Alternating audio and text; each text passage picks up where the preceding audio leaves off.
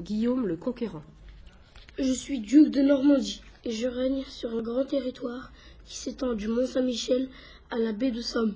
Je suis le petit cousin d'Édouard le Confesseur. Harold de Wessex. Beau-frère du roi Édouard, je suis comte d'une riche région du sud de l'Angleterre. J'ai une grande influence sur le pays. Édouard le Confesseur. Je suis nommé ainsi pour ma grande piété. Après une enfance en Normandie, je suis devenu roi d'Angleterre en 1042. De mon mariage avec Édith de Wessex, je n'ai aucun enfant. Il est tôt ce matin-là, au palais royal de Winchester. Déjà résonnent les sabots sur les pavés de la cour. 2 cavaliers se dirigent vivement vers la grande salle où les attend le roi Édouard. D'une voix faible, Édouard prend la parole. Son beau-frère, le comte Harold, intrigué, s'approche et l'écoute attentivement. Noble Harold, la vieillesse m'engourdit. Je n'ai pas eu d'enfant et je veux que l'Angleterre demeure en paix après moi. J'ai décidé de désigner mon cousin Guillaume de Normandie pour me succéder sur le trône. Mon roi, je pars sur le champ pour la Normandie, porter cet important message. Peu après, Harold et ses compagnons, montés sur de fougueux chevaux, se dirigent vers le port de Beaucham, au sud de l'Angleterre. Grâce à Guillaume, la Normandie est riche. Il fera sûrement un bon roi pour notre pays. Ce duc ne parle même pas le saxon. C'est un étranger. Harold n'est pas de sang royal. Les comtes du Nord le détestent. Mais Harold est anglais, lui. Le peuple l'aime. Arrêtons-nous à l'église de Beaucham. Prions Dieu pour que notre expédition se déroule sans aucun problème. Plus tard, Harold organise un grand repas dans son manoir. Je bois au succès de ta mission, Harold. Pourvu simplement que les vents nous soient favorables. Hâtons-nous, la mer est haute. Laissez les hommes se reposer un peu. La traversée sera difficile. Seigneur, les bateaux sont chargés. Ils n'attendent que vous. Dressez le mât, hissez la voile. Levez l'ancre. Le voyage commence bien. La brise venue du Nord nous est favorable. Soudain, une tempête violente se déchaîne. Les voiles se gonflent, les bateaux tanguent et les hommes s'inquiètent. Mon Dieu, que va-t-il advenir de nous? Heureusement, au petit matin, le vent se calme. Terre, terre! Mais où sommes-nous? À peine Harold a-t-il posé le pied sur la plage qu'un groupe de cavaliers menaçants surgit. Rends-toi ou tu es un homme mort! Relâchez-moi, je suis l'envoyé du roi d'Angleterre. Vous êtes sur les terres de Guy, comte de Ponthieu. Inutile de te débattre, tu es un prisonnier. Emmenons cet Anglais au château de Beaurain. Comment vais-je me sortir de ce mauvais pas? Les paysans regardent passer les cavaliers. Je suis Harold, messager d'Édouard, roi d'Angleterre. Je suis Guy de Ponthieu, seigneur de ces lieux. Je dois rencontrer le duc Guillaume, ton suzerain. Non, tu resteras ici jusqu'à ce qu'une rançon me soit versée. Allons vite prévenir Guillaume de ce qui se trame ici. Dans son château de Rouen, le duc Guillaume est informé de la situation. Furieux, il décide d'intervenir. Allez négocier la libération de Harold avec le Ponthieu.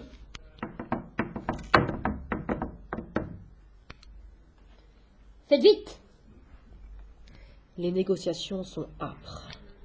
Guillaume exige que tu libères Harold immédiatement. Je ne reçois pas d'ordre de ce bâtard. Après de longues heures, Guy de Ponthieu livre son prisonnier au duc Guillaume. Vois comme Harold a été bien traité. Merci, tu en seras récompensé. Prépare un accueil chaleureux à notre invité. Bienvenue à Rouen, seigneur Harold.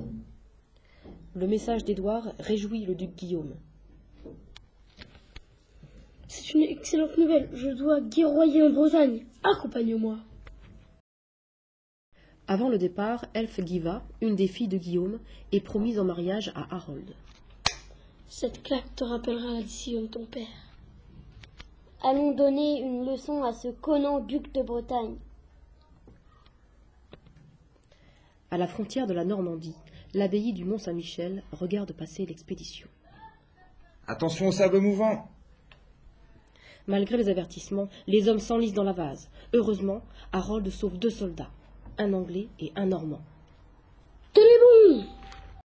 Les Bretons subissent les assauts furieux des Normands. Quel couard! Conan fuit à chaque fois que nous arrivons sur ses talons. Vous m'aurez pas. Le château de Dinan est incendié. L'expédition militaire punitive s'est révélée enfin victorieuse. Moi, Conan, je me rends. Voici les clés de la ville. Après la bataille, Guillaume fait Harold chevalier. Tu es maintenant digne de te battre à mes côtés. Où sommes-nous arrivés? À Bayeux, la ville de l'évêque Odon. J'ai mis au pas la rébellion bretonne. Odon, mon frère, ouvre les portes et tes meilleurs tonneaux. Harold, prête-moi serment de fidélité.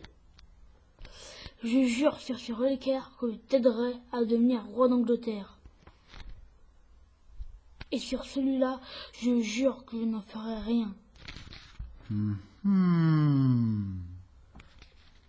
Harold est tombé dans mon piège.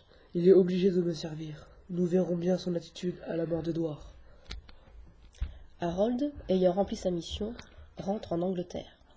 Comte de Wessex est de retour! Rendons-nous sans tarder au palais du roi. Harold est reçu dans la salle du trône où l'attend Édouard. J'ai accompli ma mission. Oh, mon roi Guillaume est enchanté. Sois-en remercié, Harold. Quelle tristesse, notre roi de plus en plus faible. À la fin de l'année 1065, l'église de l'abbaye de Westminster est consacrée. Très malade, le roi Édouard le Confesseur appelle Harold à son chevet. Repose en paix, ta piété fera de toi un saint. Je souhaite par-dessus tout que l'Angleterre demeure en paix. Ne t'inquiète pas, mon roi, ta succession est assurée. Peu après, le roi Édouard s'éteint et son corps est transporté dans un linceul.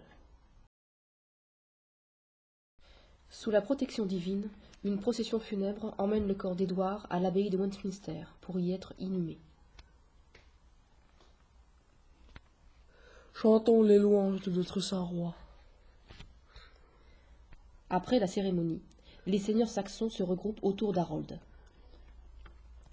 Nous t'avons élu, toi, le plus valeureux d'entre nous. Tu es digne de devenir notre roi. Si j'accepte, je deviendrai un parjure aux yeux de Guillaume.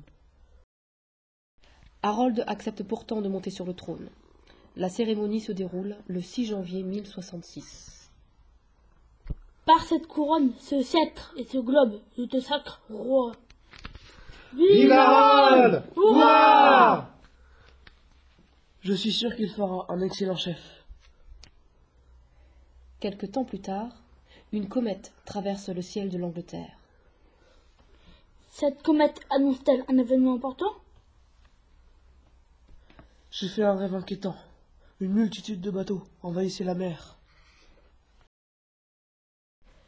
Pendant ce temps, des marins rapportent à Guillaume la nouvelle du couronnement de Harold. Guillaume sera furieux. Dans son palais, Guillaume est aussitôt informé. Je traverserai la Manche et reprendrai ce trône qui me revient. Alors convoque ton armée et punis ce traître sans tarder. Nous aurons besoin d'une immense flotte. Ouvre les chantiers et commencez à construire des navires. Harold va payer pour sa traîtrise. Aussitôt, une grande activité s'empare de tout le duché. Courage, nous en avons des centaines à abattre. Appliquez-vous, il nous faudra traverser la Manche dans ces navires. Rapidement, la flotte se constitue. À l'été 1066, une armada immense est rassemblée dans l'estuaire de la Dive. Allez, du nerf!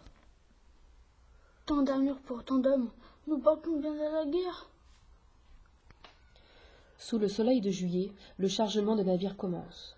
Aubers, épées, lances, flèches, casques, haches, nourriture, et sans oublier la boisson. Mais le mauvais temps les empêche de traverser. Commençons ce voyage qui nous mènera à la victoire, mes amis.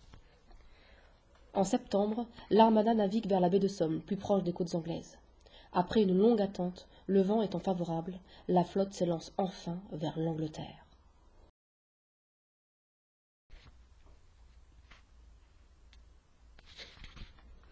Il fait nuit, mais les étoiles nous guideront.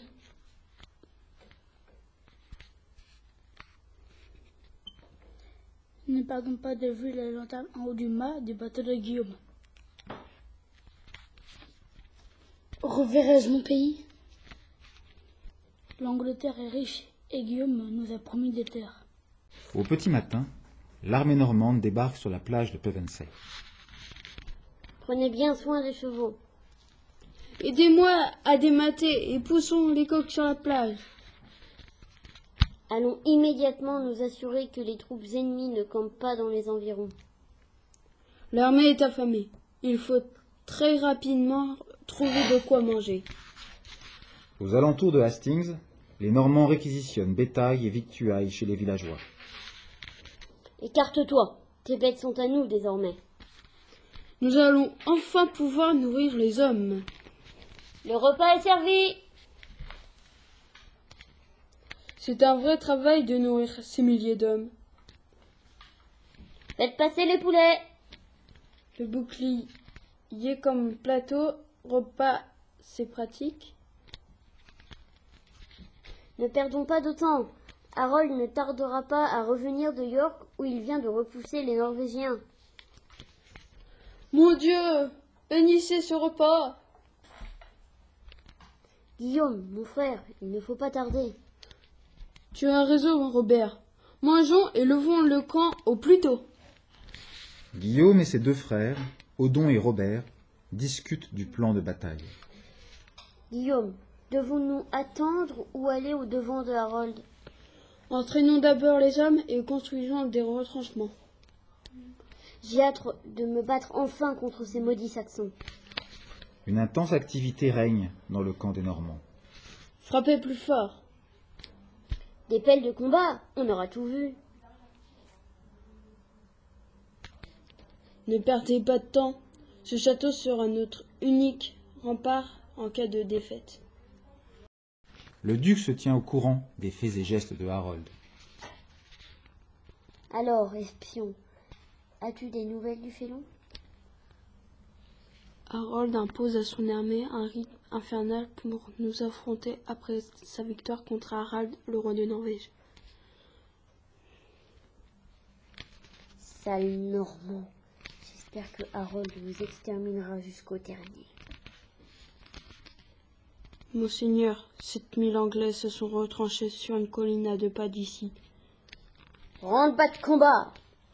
Le matin du 14 octobre 1066, l'armée du duc Guillaume va à la rencontre de celle du roi Harold. Tous ensemble, avec Guillaume, nous vaincrons. Combien de nous verrons à nouveau le soleil se lever?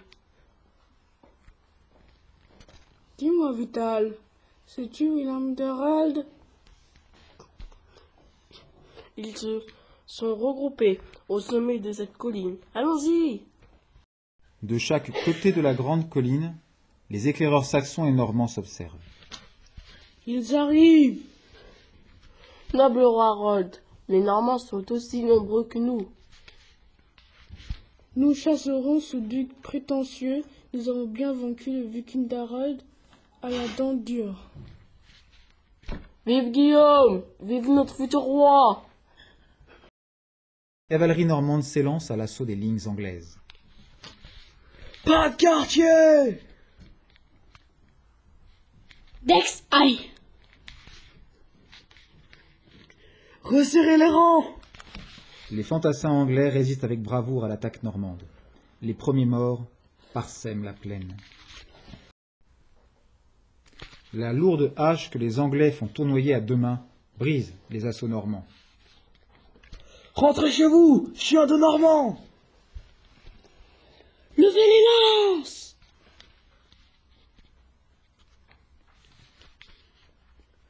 Les deux frères de Harold ont été très courageux.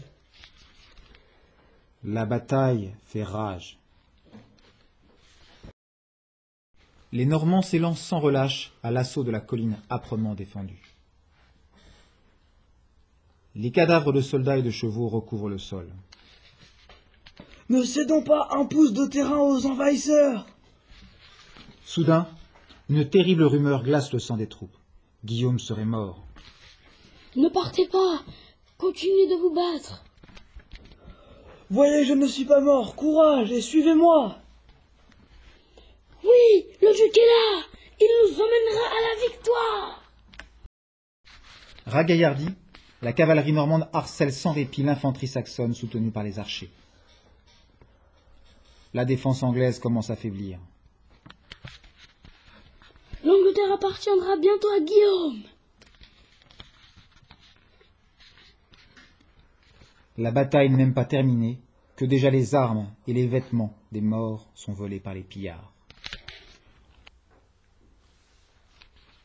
En fin d'après-midi, les Normands s'attaquent à la garde royale.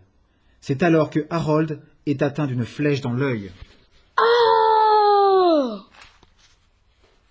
Aussitôt, les cavaliers de Guillaume se précipitent sur Harold pour l'achever sans pitié. Harold est mort! Nous sommes perdus! Fuyons! Vive Guillaume! Vive la Normandie! Paniqués, les Anglais quittent le champ de bataille, pourchassés par les Normands victorieux.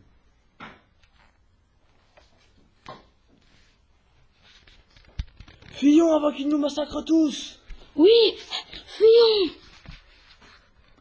La tapisserie de Bayeux s'achève sur cette scène de déroute de l'armée saxonne, désormais privée de leur chef.